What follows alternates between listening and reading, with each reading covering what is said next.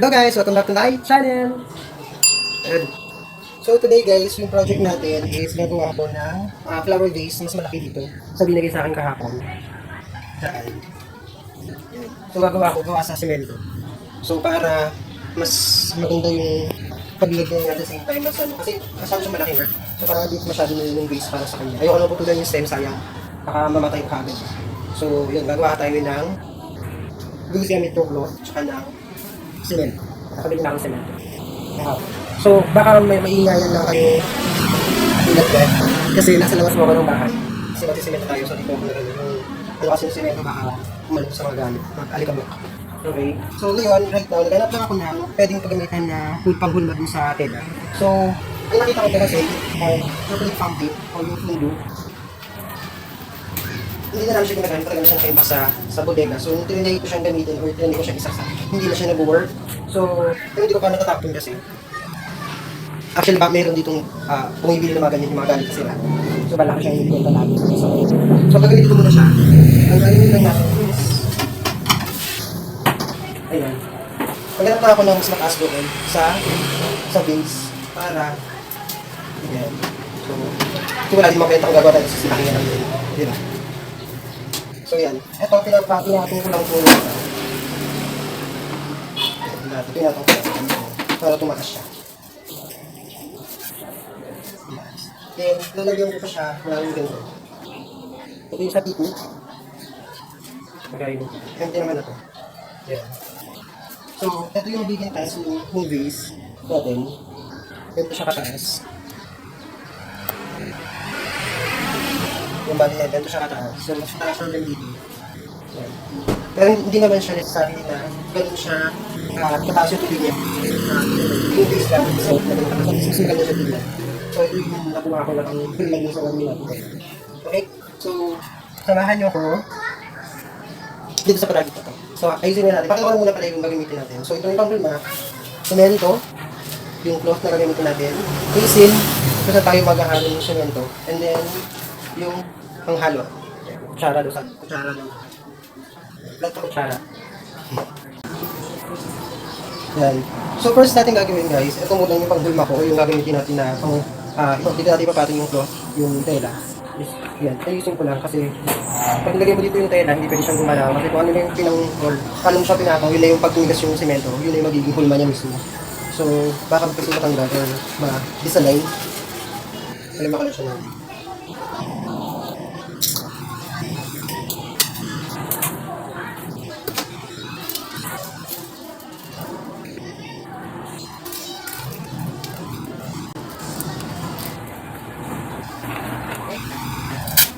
Kung meron kayong mga sirang or hindi na ginagamit ng mga kaya,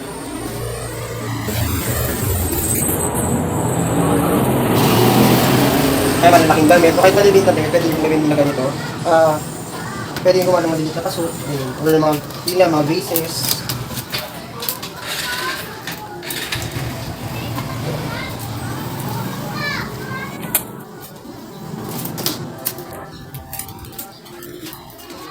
Then guys, tip lang, kapag gumawa kayo ng gagawin, gusto nyo marami kayong gagawin ng maliliit na mga pasok.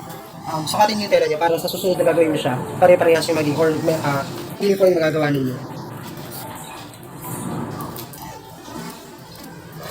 So, sobrang importante na pantay ito kasi kapag dumapat na dito yung tela, tapos hindi siya pantay, yung base na magagawa ninyo, yung matutuyo, pag natuyo na yun, pwede siyang madaling matumba kasi hindi siya pantay.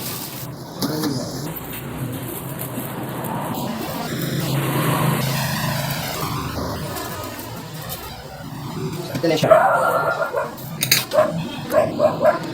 Yun yung gagamitin ko na flower beads. Or na gagawin natin sa flower beads. Then, susunod natin, maghahalo tayo ng cement. Kaya pala guys, gagamit din ako ng ayan. So, natin pakita ko kanina ang brand. Gagamit din ako yan. Pakita yung mga kusang siya gagamitin. Yung maliliit na hinaga.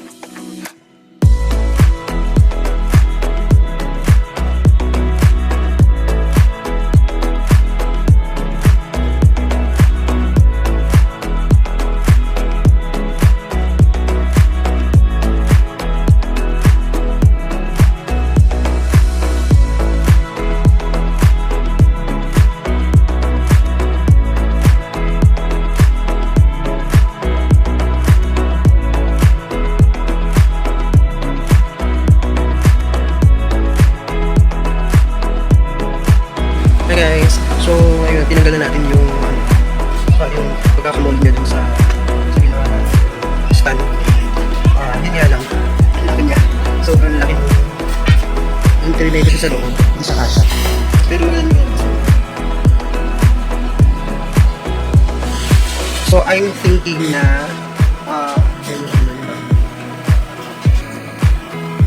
nabawasan na lang siya.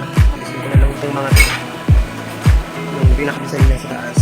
Para magmukha siyang, mukha pa rin mo siyang base. Tapos, ipinturahan pa natin. Sisimento muna natin yung loob pa. Isang coating pa ng semento. Tapos, ipinturahan natin.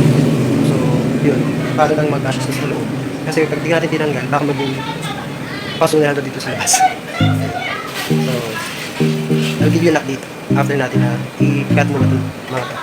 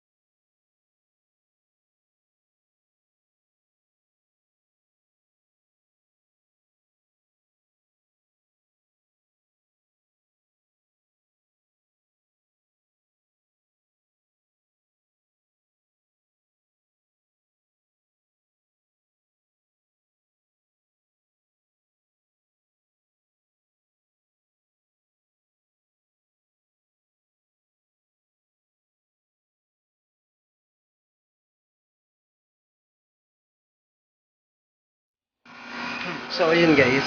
Tapos na natin siyang gupitin. Grabe yung pawis ko. So, ito na siya. Yan na siya. Pag naligtad natin siya,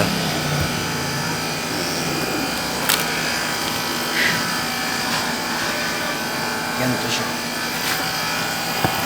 Pagpala.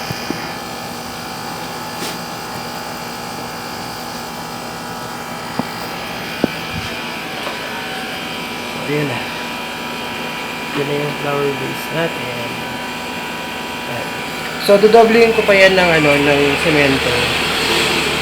Siyempre, nabago yung tsaka naugahan masyado dahil ginupit. Grabe. Init. So, yun. So, dodoblihin pa. Tsaka bubukasan natin yan dito ng semento para bumigat yung, niya, itong ilalim. Para pag nilagyan siya ng tubig, hindi siya tutumba. Tsaka, lagyan siya ng grout. Para pag tubig yung nilagay, hindi lalabas yung tubig. Hindi tatagos dito sa tela. So, update ulit. Okay.